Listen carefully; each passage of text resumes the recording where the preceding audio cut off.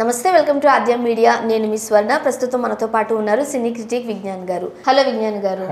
రామ్ చరణ్ గారి 16 మూవీకి సంబంధించి అప్డేట్ వస్తుంది అండ్ స్టోరీ లీక్ అయిందంటూ కూడా వార్తలు వస్తున్నాయి. ఏంటి, ఎలా ఉండబోతోంది? యాక్చువల్గా ఏంటంటే అది బుచ్చిబాబు రామ్ చరణ్ మూవీ. దీంట్లో కోడి రామ్మూర్తి నాయుడు అని చెప్పేసి శ్రీకాకుళంలో మల్లయోధుడు, మంచి ఇది. ఆయన మద్రాస్లో మల్లయోధం నేర్చుకొని సైదాపేటలో నెక్స్ట్ అంటే అక్కడే ఆయన ఏ స్కూల్లో అయితే ఆ స్కూల్లో చదువుకున్నాడో అక్కడే పీటీ టీచర్గా కూడా పనిచేశాడు. మంచి మల్లయోధుడు. ఇంత ఉంటాయి ఈ బాహుబలి టైప్ అనమాట. సో ఈ షోల్డర్ కూడా ఇంత బ్రాడ్గా ఉంటుంది ఆయనకి. అట్లా ఒక పెద్ద ఇది. ఆయనకు మంచి చరిత్ర కూడా ఉంది. ఓవరాల్గా అప్పట్లో బాగా పేరుంది. సో ఇప్పుడు ఆయన కథ తీసుకుంటున్నారు అనగానే రామ్ చరణ్ ఫ్యాన్స్ అందరూ కూడా గ్లోబల్ స్టార్ అయిన తర్వాత ఇంకా రామ్ చరణ్ పని అయిపోయినట్టే, ప్రభాస్ దారిలో వెళ్తున్నాడు, ఏవో కొత్త కొత్త తీసుకుంటున్నాడు, ఆయనకు సెట్ అవ్వని సబ్జెక్ట్స్ తీసుకుంటున్నాడు, ఇది కూడా ఫ్లాప్ అయినేమో అని భయపడుతున్నారు. ఎందుకంటే నేను ఫస్ట్ నెంబర్ 1 500 crores పెట్టి దిల్ రాజు సినిమా తీసుకుంటే, ఇప్పుడు దీంట్లో భయం ఏంటంటే నువ్వు 100 కోట్ల సినిమా తీసి 500 కోట్లు కలెక్ట్ చేస్తే నువ్వు హీరో అంటారు. నువ్వు 500 కోట్ల బడ్జెట్ పెట్టి 100 కోట్లు తెస్తే నిన్ను జీరో అంటారు. 100 కోట్ల హీరో అనరు, 200 కోట్లైనా అనరు, 400 కోట్లు కూడా అనరు. 500 కోట్లు వచ్చినా కూడా బ్రేక్ ఈవెనే. It's not a hit. So భయపడుతున్నారు. అంత భారీ బడ్జెట్ని ఇప్పుడు ఎట్లా మోస్తాడు? సేమ్ ఇదే కదా సాహోకి జరిగింది. సాహో హిట్ టాక్ తెచ్చుకున్నప్పటికీ కలెక్షన్స్ రాలేదు. ఎందుకంటే నువ్వు పెట్టాల్సిందంటే ఎక్కువ పెట్టావు. రోబో 2 హిట్, కానీ కలెక్షన్స్ రాలే. ఎందుకు అంటే నువ్వు తీయడమే 550 కోట్లు పెట్టి తీసావు, నీకు కూడా 550 అటు ఇటుగా వచ్చాయి. సో అట్లా నడిచిపోయింది. సో అలా పొన్నియిన్ సెల్వన్ కూడా అంటున్నారు, అన్ని కోట్లు పెట్టి తీశారు, చిల్లర బడ్జెట్ పెరిగిపోయే కొద్ది ఏమవుతుందంటే వీళ్ళు కొంచెం డ్యామేజ్ అవుతున్నారని అనుకోవాలి. అంతే. ఇప్పుడు అదే నువ్వు 40 పెట్టే తీ సినిమా, 100 కోట్లు తే, నాణ్యని మెచ్చుకోవట్లా, విరూపాక్ష మెచ్చుకోవట్లేదా? అట్లాగా.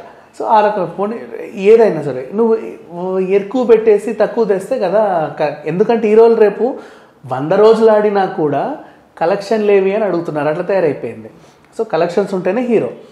సో ఇప్పుడు నెక్స్ట్ 500 పైన బీభత్సమైన భయం జనాలకి.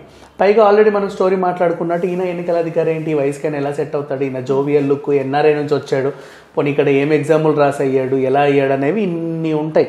ఈ ఎన్ఆర్ఐ లుక్ లో గోవిందుడు అందరి వాడేలే తీసినప్పుడు కూడా పెద్ద ఏం నచ్చలేదు రామ్ చరణ్. నచ్చలే, ఆరెంజే నచ్చలేదు, ఇక్కడ నుంచి తీసారు. సో ఇట్లా కూడా ఈ క్లాస్ రోల్ కూడా ఎక్కుతుందా ఎక్కదా అని చెప్పి డౌట్. ఆ విధంగా దిల్ రాజు సినిమా పైన అందరికీ, శంకర్ సినిమా పైన లేదు. అండ్ ఇంకో డైరెక్టర్ శంకర్ కూడా అటు కమల్ హాసన్ సినిమా మీద పెట్టే ఇంట్రెస్ట్ దీని మీద పెట్టట్లేదని కూడా పుకార్లు ఉన్నాయి. ఇలా భయపడుతున్నారు. ఈ క్రమంలో RC16 అనేది వచ్చి నేను కోడి రామ్మూర్తి నాయుడు స్టోరీ చేస్తున్నాను అని చెప్పేసి అనౌన్స్ చేయగానే వీళ్ళ భయం ఏంటంటే ఫస్ట్ కోడి రామ్మూర్తికి బాహువులు ఇంత ఉంటాయి, ఇట్లా అది ఒక డిఫరెంట్ పర్సనాలిటీ. రానా లాంటి ఆయన బాహుబలిలో చేశాడు చూడు, అది కోడి రామ్మూర్తి నాయుడు రావాలి. ఇప్పుడు ఈయన దానికోసం ట్రై చేస్తే ఏమవుతుంది, ఎలా నిలబెడతారు? అట్లా రావాలని అంటే అంత హైట్ కూడా ఉండాలి. రానాకి అట్లా ఎందుకు వచ్చింది ఆ షోల్డర్స్ అంటే ఆ హైట్ ఉన్నాడు. హైట్ వల్ల రామ్ చరణ్ చెప్పాలంటే కొంచెం షార్ట్. సో ఈ రకంగా భయపడుతున్నారు. ఈయన ఏం ప్రయోగం చేస్తాడో ఏంటో. ఆల్రెడీ బాడీ చూపిస్తే వినయ విధేయ రామ అనే అమ్మో అన్నారు, అవునా? అలాంటిది ఇప్పుడు ఏంటి నా పరిస్థితి అనేది ఒక క్వశ్చన్ మార్క్ ఉంది. నెంబర్ 1. నెంబర్ 2, ఇప్పుడు కథ విషయానికి వెళ్తే అదొక వింటేజ్ డ్రామా. అంటే 100 ఏళ్ల క్రితం జరిగిన స్టోరీ. ఆయన ఎప్పుడు 1882లో పుట్టి 1942లో పోయాడు. మన స్వాతంత్రానికంటే ముందు కోడి రామ్మూర్తి చరిత్ర. అంటే వింటేజ్ రామ్ చరణ్ అంటే 1980 రంగస్థలము కంటే పాతది. అప్పుడు ఎలా చూపించాలి? RRR కంటే పాతది. RRR అన్న స్వాతంత్రం తర్వాత రోజులు కదా. ఇది ఎప్పుడో 1800 ఇప్పుడు ఎలా చూపిస్తారు అంటే మొన్న ఒక రాజకీయ నాయకుడిలాగా ఈ 500 కోట్ల సినిమాలలో ఈ RC15లో ఒక రాజకీయ నాయకుడు గెటప్ వేసి చూపిస్తేనే వింటేజ్ లుక్లో కొంచెం వింటేజ్ అది. సర్పంచ్ లా ఉన్నాడు ఏంటి అన్నాడు. అలాంటిది 1882లో పుట్టిన మనిషి అంటే 1882 అంటే 1900 వచ్చేసరికి ఆయన ఒక హీరో రేంజ్లో ఉన్న మనిషి.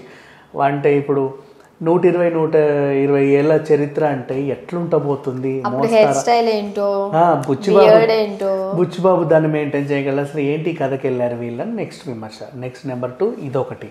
నెంబర్ 3, ఆయన ఎవరు మల్లయోధుడు చేశాడే కానీ అప్పట్లో అన్ని సోర్సెస్ లేవు ఆయన్ని ఎక్కడికో పంపించి ఏదో చేయడానికి. అప్పుడు అంత దేశ మధ్య పెద్ద ఇప్పుడున్న WWF లేవు నువ్వు పెద్ద స్టార్ అవ్వడానికి, రైట్? సో నిన్ను ఎలా చూపించాలి? అప్పుడు ఆయన ఏం చేశాడు తెలుసా? నేర్చుకున్నాడు కానీ మళ్ళీ వచ్చి వాళ్ళ స్కూల్లో టీచర్గా జాయిన్ అయ్యి ఏం చేస్తే బాగుంటుందా అని చెప్పి సర్కస్ కంపెనీ పెట్టుకున్నాడు. ఆయనకు తెలిసిన విద్యలలో కొన్ని ఏంటంటే సర్కస్ కంపెనీ పెట్టుకొని ఒంటి మీద ఒక పెద్ద చెక్క వేసుకుంటే ఏనుగు నడుస్తుంది వాళ్ళ పైనుంచి, లేచి ఇట్లా అంటారు సర్కస్లో, హే అని చప్పట్లు కొడతారు. అది ఆయన చేసింది. రెండోది, గట్టిగా గొలుసులు వేసి కట్టేస్తారు. కట్టిన తర్వాత నువ్వు ఇట్లా ఉన్నప్పుడు తాళం వేస్తాడు ఒకడొచ్చి, నువ్వు ఊపిరి గట్టిగా పీల్చి ఇట్లని వాటిని తెంపేయాలి. అది రెండో విన్యాసం.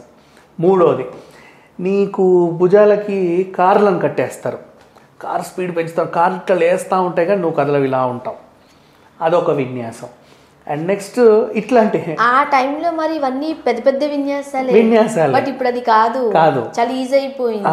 నెక్స్ట్ మళ్ళీ ఇంకోటి ఏంటంటే ఈయన ఒక రోజు వాళ్ళ ఊర్లో ట్రైన్ ఏదో కొంచెం పట్టిట్లో పోతూ ఉంటే ఇట్లా ఆపాడంట దాన్ని, రైల్ ఇంజన్ ఆపాడంట పట్టాలు తప్పుతుంటే. అదొక సెన్సేషన్. ఈ 4 ఈయన మీద ఉన్నాయి. సో కోడి రామ్మూర్తి నాయుడు, వీళ్ళకేమో కోడి రామ్మూర్తి నాయుడు అని కనిపించింది. బయోపిక్ అంటే ఇప్పుడు for example Mary Kom biopic తీసుకో, ఆ రెజ్లింగ్ లేదో ఉంది, ఆమె ఒలింపిక్స్ మనకు అవార్డులో ఏదో ఒకటి రావాలి, ఒలింపిక్స్ చూపించాలి, అది లేదు. ప్రియాంక చోప్రా సక్సెస్ అయింది. సో అట్లా పోనీ నువ్వు సుల్తానో దంగలో తీసుకుంటే దాంట్లో ఏదో పెట్టు, ఎవరితో పోరాడినట్టు ఏదో సంథింగ్. చివరికి లైగర్ తీసుకున్నా కూడా ఆయనకి బాక్సింగ్ ఉంది కదా, మనకి సంథింగ్ ఉంది. ఏమన్నా పని చెయ్యి, మనకి లాస్ట్ లో మాత్రం అవార్డు రావాలి, ఇలా చేయి పైకి ఎత్తాలి అంతే. ఇక్కడ ఈయన ఏం చేశాడంటే నేర్చుకొని సర్కస్ కంపెనీ పెట్టాడు. ఏ కోణంలో చూపించబోతున్నారు? వెయిటేజ్ లేదు దీంట్లో. ఆయనకు వెయిటింగ్ ఉంది కానీ వెయిటేజ్ లేదు. సరే, ఈ విషయం పక్కన పెట్టేస్తే అదొకటి. ఇటు పురాణ అంటే లైక్ వింటేజ్ డ్రామా అని చెప్పేసి ఒకటి, సర్కస్ అంటే దీన్ని ఏం చెప్తారో అని ఒకటి, ఈ విన్యాసాన్ని రామ్ చరణ్ తేజ్ ఎలా చేస్తాడు, ఆ బాహులు ఎలా చూపిస్తాడు, ఇవన్నీ ఒక ఎత్తు అయితే ఉత్తరాంధ్ర స్లాంగ్. నెక్స్ట్ మొన్న జయం పంచాయతీలోనే శ్రీకాకుళం యాస చూపిస్తే వాళ్ళకి నచ్చలేదు. శ్రీకాకుళం వాళ్ళు చూసారు కానీ మిగతా వాళ్ళు చూడలే. మరీ పుష్ప యాస అంత హిట్ అవ్వలేదుగా, మరి బలగం తెలంగాణ యాస అంత అయితే హిట్ అవ్వలేదుగా. ఇప్పుడు చూస్తే ఉత్తరాంధ్ర యాసలో ఇప్పుడు రామచంద్ర ఏం మాట్లాడతాడు, ఎలా ఉండబోతుంది, అసలు ఇది ఏంటి, ఈ కథ వీళ్ళు తీసుకోవాల్సిన అవసరం ఏంటి అని అనుకున్నారు. ఇకపోతే ఇప్పుడు టైటిల్ విషయానికి వస్తే ఆయనకున్న బిరుదులు టైటిల్గా పెట్టుకోవచ్చు. ఆయనకి ఏమున్న బిరుదులు అంటే ఇండియన్ హెర్క్యులిస్ అని ఒక బిరుదు ఉంది, తర్వాత మల్ల మార్తాండ అని ఉంది. మల్ల మార్తాండ అని పెడితే ఇది ఎక్కుద్దా లేదా ఒక రకంగా ఉందని, వీర కంఠీరవ అని ఒకటి ఉంది ఆయనకి బిరుదు. ఇట్లాంటి ఆయనకు కొన్ని బిరుదులు ఉన్నాయి. ఆ బిరుదుల్లాగా టైటిల్లా పెడితే ఇది ఏమన్నా ఉంటుందా లేకపోతే ఏమన్నా అవుతుందా అని చెప్పేసి చూస్తున్నారు. ఓవరాల్గా ఏ రకంగా చూసుకున్నా సరే ఆ కథకి రామ్ చరణ్ తేజ సెట్ అవ్వడు, ఆయన పర్సనాలిటీకి ఈయన పర్సనాలిటీకి. బయోపిక్స్ అంటే యాక్చువల్ అలా ఉన్నవాళ్ళని, ఇప్పుడు యాత్ర బయోపిక్ చూడు, రాజశేఖర్ రెడ్డి లాగా ఉంటాడు, ఆ భార్యను కూడా అలా పెట్టాడు. అండ్ నెక్స్ట్ ఇంకా రామ్ గోపాల్ గురించి చెప్పాల్సిన యాస్టీస్ మొఖాలు దించేస్తాడు. మనం రక్త చరిత్ర తీసుకున్నా, అవి తీసుకున్నా, వీరప్పన్ సేమ్ అసలు వీరప్పనే ఎలా లేడు. అట్లా ఉంటాయి కొన్ని బయోపిక్లు అంటే ఆ విధంగా తీయాలి. సో ఇక్కడ చూసుకుంటేనే చివరికి మల్లేశంలో కూడా ప్రియదర్శి సెట్ అయ్యాడు. అట్లా బయోపిక్లో కూర్చోవాలి, మనం ఒదిగిపోవాలి దాంట్లో, మనమే అది చేస్తున్నట్టుగా చూడాలి. మన సావిత్రి లాగా మన కీర్తి సురేష్ సెట్ అయినట్టు ఓన్ చేసుకునేలా ఉండాలి. ఇక్కడ ఏంటంటే ఆ పర్సనాలిటీకి ఈ పర్సనల్ సంబంధమే లేదు. అప్పుడు ఇంక ఫోటోస్ కూడా వచ్చేస్తాయి, ఎప్పుడో పాత ఫోటోస్ ఉంటాయి, దాన్ని చూపిస్తారు. అయ్యా పాత ఫోటోలు ఏంటి, శ్రీకాకుళం విగ్రహాలు ఉన్నాయి, ఇట్లుంటాయి, ఇలా ఉంటాయి విగ్రహాలు. అట్లా సో ఆ కంపారిజన్స్ స్టార్ట్ అయ్యాయంటే మాత్రం కాస్త భయపడాల్సిన పరిస్థితి ఏం జరగబోతుందో అది. సో RC-15 పైన ఎలా అయితే జనాలు భయపడుతున్నారో, నెక్స్ట్ వీళ్ళు అనౌన్స్ చేసిన RC-16 కోడి రామ్మూర్తి నాయుడు గారి బయోపిక్ మీద కూడా ఫ్యాన్స్కి ఆశలు గల్లంతే. Thank you so much.